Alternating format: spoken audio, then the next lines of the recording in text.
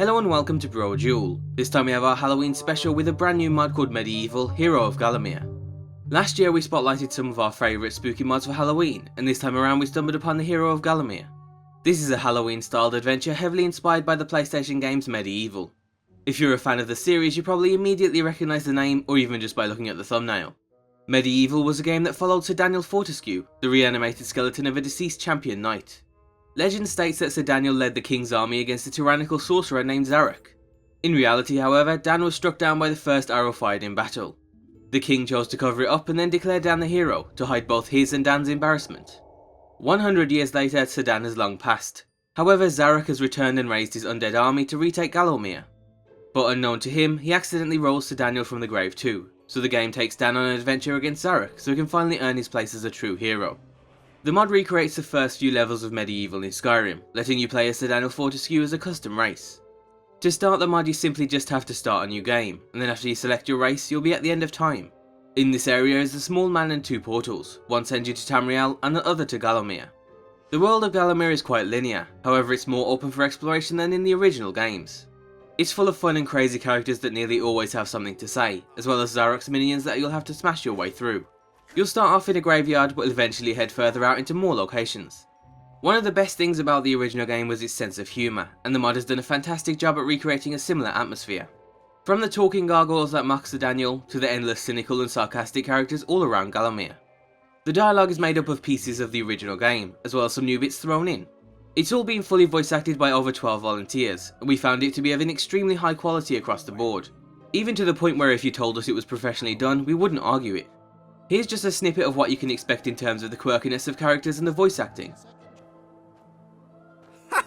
You must be out of shape after 100 years lying on your back. Don't worry, we all need to get the grips with our new lease of life. It has risen again. Sir Daniel Fortescue, see? The hero of Gallowmere who fell at the first charge. Holy moly, it's Fortescue himself. Oh, I hope you don't mind us sniffing around your place a little. Hey, dead man, is that a bone in your pocket? Dan, I'm flattered, but perhaps you should be attending to those zombies over there. While watching through that you might have also noticed some cool animation work too, and that's found all over the mod. Whether it's the Phantom of the Opera, or the animated Gate Guardian. They're simple additions, but it helps keep the whole world feel alive, which is the ironical twist of being set in a graveyard. In terms of combat, it's mostly similar to vanilla, however you'll also get to use throwing daggers that fans will remember. You'll also find all of the original pieces of Sir Daniel's main gear and more, from his trusty sword and shield to just bashing people over the head with his other arm. On top of that, the mod offers several unique puzzles, which aren't always that straightforward. They utilise mechanics not found in vanilla Skyrim, and you'll have to think back to old school games to beat them. There's also a more classically old school boss fight towards the end, which was a lot of fun to play through. All in all, the mod will take you around 2 to 3 hours to complete, but fans of the series can also hunt down collectibles with trivia about the original game, which will help add another hour or two.